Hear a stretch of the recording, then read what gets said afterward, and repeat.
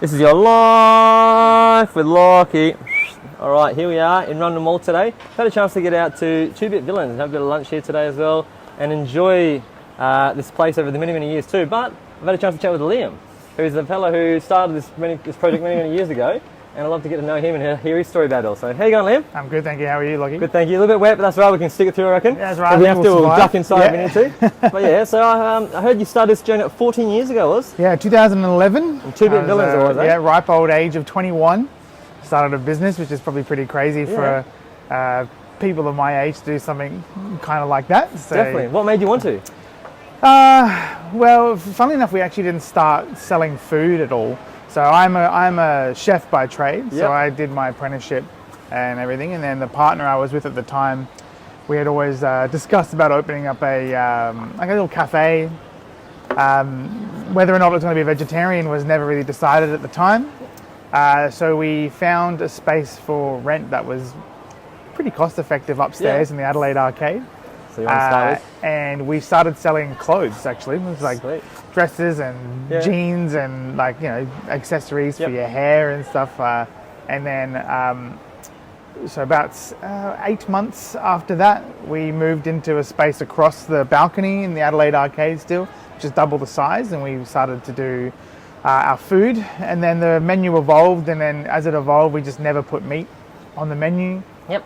So it just kind of organically became this vegetarian cafe that wasn't even the original plan. So, which it's kind of a cool little organic kind of creation there that just happened. Yeah. And then after, how many years was that? In about 3.5 years in that space, we basically told the arcade that we need somewhere bigger because we had lines every day.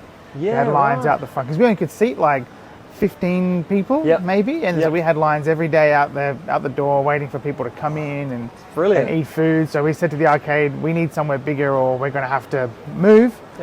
And the arcade gave us this amazing space. It's a nice little venue you have here as well. Balcony over Rundle Mall. We've been very lucky. I've heard this used to be the old ballroom in the area. That's kind of well, I don't think it was ever actually a ballroom. That was just some was just some clever marketing at the time that we used. It looks like but it's been a few different things. Yeah. It's been a billiard hall in the 70s, I think. Wow. Maybe not that far back, but a gym once upon a time. A violin maker. So it's been many different things. And we have a few quite older people have come in and mentioned that there's been a food venue in this spot before, but that's never been verified. Oh wow. But it would be cool if it was, a bit of a full circle moment to have another food venue in there again. And it was crazy, when you think about the history that's been through this, like one of the buildings that still remains here back when Rundle was a street kind of thing. Yeah. First building in South Australia to be built with Anyone got some questions? Electricity. Can I see people behind you? Yeah, you're fine, all good. More the merrier, so it's all part of the show. So first building in South Australia built with electricity, which is at the time it was the largest shopping centre in the Southern Hemisphere. Yeah, which is crazy because if you look now, it's not that big. No, right? Like there's a little actual museum in here too. I had a chance to wander through it before and a bit of downtime. It's actually pretty cool to see the history of this, where it's come from, where it's gone, that kind of sense. And even since, like we're saying, got Rundle Mall, which used to be the main street of the town here. Yeah. And they even moved this water fountain here. I heard this water fountain used to be out of the government house back in the day, and they moved it, and that's what opened it into a mall. Was when they moved that. I think it was down there originally, Gawler Place, I think. And then they moved it here. I don't know what year they moved it in front of the building. And then when they did the current renovations, they were going to get rid of it, completely get rid of it. And the Adelaide Arcade made a petition and got, I can't remember how many, but a lot of signatures signed for it to stay. Yes. And then unfortunately, when they were moving it, they broke the basin by accident. So they had to build this ugly square one that doesn't really match and doesn't keep the water in it. Yeah, it goes everywhere, but that's okay. That's the. I was reading when they first opened, they had champagne running through the fountain. Yeah, apparently in 1970 something. Yeah, there's a photo of it in the museum. Yeah, I couldn't believe that. That's crazy, right? Just a bit of the history here. Yeah. So we've been in this space now, since July 2015. Right. And so now it's November 2025. So that's crazy. Just over 10 years here, 14 years altogether. It's been a big journey that still feels like it's new. Like every day, I still feel like I'm learning. Here comes my treat. I couldn't help myself. I had to order some food while doing this, and a nice little soda, because that's one of your specialties, I suppose. You guys have got known for is your sodas too. Yeah. So I actually don't drink alcohol. Yep. So one of the big reasons, one of the big reasons for the soda was because that's like I'm a soft drink drinker, I guess, and I guess you only get so many flavors in this country. Yeah, right. So we, especially at the time, the American sodas weren't around quite as much. Yes. And so we kind of just made all of our own flavors from scratch. So they're all made with the real fruits and spices. There's nothing artificial in them at all. That's crazy. It's all the real stuff. Yeah. Sorry, man. So that's awesome, dude. Now, look at, like I say, the flavors you have here. Which one is your favorite out of the handful you got there? My favorite is the Dirty Root, which is like kind of like a bit of a take on like a cola. Yeah. But it's not really kind of like a cola, so it's like a bit of a cola mixed with a root beer, mixed with a bit of a ginger beer. So, sweet, that sounds good. Nice and spicy and refreshing, yeah. It sounds like the expert here, making them own recipes over the time to get to the point we are, loving the flavour. Like you say, and myself, I've had a brain injury a while ago, that kind of stuff, so I don't drink as much alcohol as I used to too. So I really love you have the specialty sodas on the menu too, to have that chance to drink something different, a bit of flavour too that's having to get a beer, or they can just still get an exciting drink without it being alcoholic.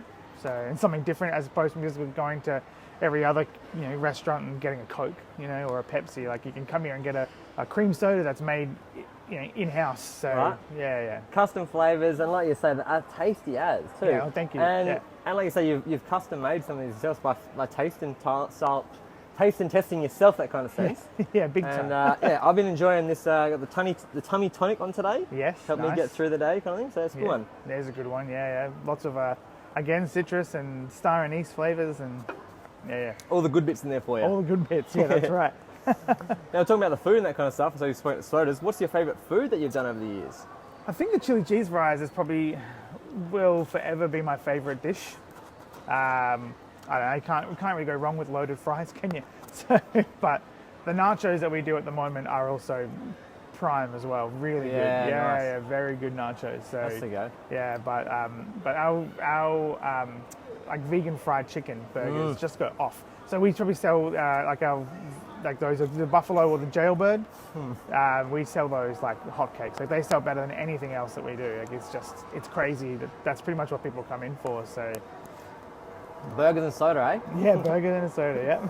And we were here yesterday. I brought my mother-in-law and my partner in here yesterday, my wife, and we had a nice salad bowl and got the vegan chicken in there as well, and enjoyed that thoroughly, and it's quite nice as well with the soda. But I had the thick smoothie one with a bit of ice cream on the top and a Snickers smoothie, and that was great. Thoroughly enjoyed that kind of thing, and it's the best bit, like you say, the sodas, the smoothies, the food. And it sounds like you've had the community been coming here for years and years for the lineup until you got big enough, that kind of sense. And so it's been has been really good, and sometimes you forget like how much you've been there for people, or how much you mean to people. And when I made the post on social media, that kind of stuff becomes quite apparent when people leave comments about their experiences in your business that you've made. And like to you, it's just work, right? You just come in every day and you're like, oh, it's just another day at work, and then someone leaves like a really nice comment and you're like, well, I guess I am doing this for a reason, so it's nice to be reminded of that sometimes. But it'll be and it's really, really cool in that kind of sense. And talking about clothing early on, that kind of stuff, is my partner got one of these many years ago. The old canvas bag, 2-bit villains, so I'll bring that one in today just to show it all. And classic bag. And that's it. It's all those little beautiful things that you can have on your arm. You walk around the community, that kind of stuff, and someone sees it and give you a little wink and a nod, and they know, you know what they're looking at, you know what they're talking about, that kind of stuff. And it's really cool to have that community you've brung into, I suppose, a lot more people starting to eat plant-based food and that kind of stuff too. Yeah. And venturing out into that, trying new things. I think your menu has given a real good chance for people to be brave, we'll say, and give these new things a go. Yeah, and that was kind of our plan from the start. Was like, especially when we opened up back in 2011, most vegetarian restaurants were more like health-focused or Asian restaurants. Yeah. Yeah. So kind of our plan was to kind of make the food more exciting, like a bit more fun, and everyone can kind of come and enjoy it. Like it's not like a healthy salad bowl. It's like a burger and fries, and so which we didn't really have anything in Adelaide. There was Vegos and Lovin' It on Rundle Street, which is probably the closest thing at the time, which is no longer open anymore.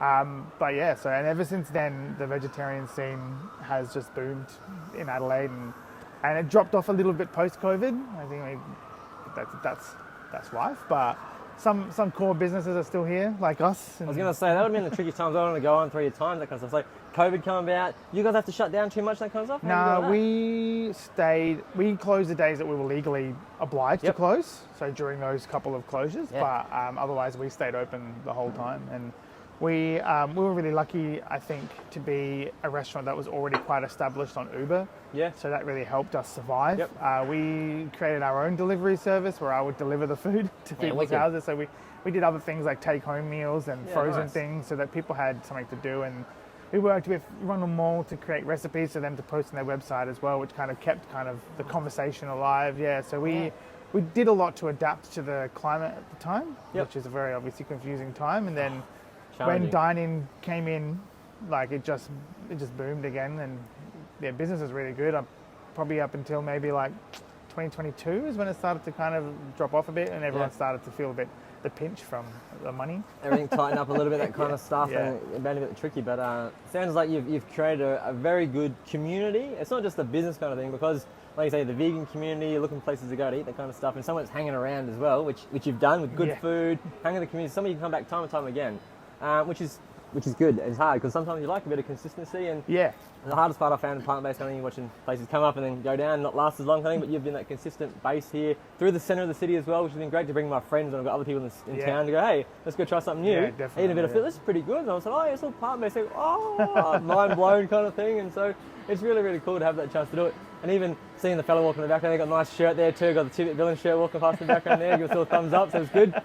But it's really, really cool to see that community grown in this place too, and really, really exciting, that kind of stuff. Yeah, so I mean, it's hopefully the new owners will. They've told me they'll keep everything the same, so hopefully they'll be able to keep running that legacy and building on the legacy of what I've created over the past 14 years. But I mean, I think I'm ready to step away and let someone else take the reins, fresh eyes. So I think my eyes may be a little bit stale now. It's kind of hard to like see the light in something when you've been looking at it the same way for 14 years. So it's a big chunk of my life, and I think it's time. I'm ready for my new chapter. Definitely, and that's what I was going to ask you then, I suppose. Hearing that it's time for you to move on, that kind of stuff, and like you say, 14 years or so you've been involved with this scene. It's been quite a long time. So have you got a plan to have a bit of downtime, rest yourself for a bit, that kind of stuff? Or? Yeah, so definitely a rest. So I think I'll work a job that's someone else is the boss for a while. Less demanding. So I think will be a bit of a holiday for myself, but I mean, maybe there'll be something pop up in the next 3 to 5 years. So, but there's nothing strong on the cards yet for. Understand, that's it. So who knows? You never know, like you say, opportunities might come up. In 12 months there might be something, Exactly right. There might be a new thing on the side for you, that kind of stuff. Yeah, exactly. So. That's really, really cool. I'm so glad you had a chance to share your food, your dream, your passion with the community in Adelaide here. It's been really, really awesome to see it over the years, and the story my partner's told me from the start as well, and that kind of stuff. And I'm sure the greater community has been really, really great for it as well, that kind of sense. Yeah, no, thank you for I'd like to thank you for me and them people as well. And is there any final message or anything that you'd like to say to the community before you go? Well, first, thank you for supporting me for so long. Owning a business at all is a hard yards, and I think being able to have one for 14 years is a pretty good achievement. And I wouldn't have been able to do it without the customers and the community that we've had over that time. And I guess just keep on supporting Two-Bit Villains and as it is, and let the new owners know that you want it to stay as it is. Awesome. And then look after everyone basically, and everyone working hospitality is very important. So we're here to look after you, so look after us too, I think. So, definitely. Yeah. Thank you so much, Dean. Appreciate that. Thank you. And look forward to your future adventures, eh? Yeah, thank you very much.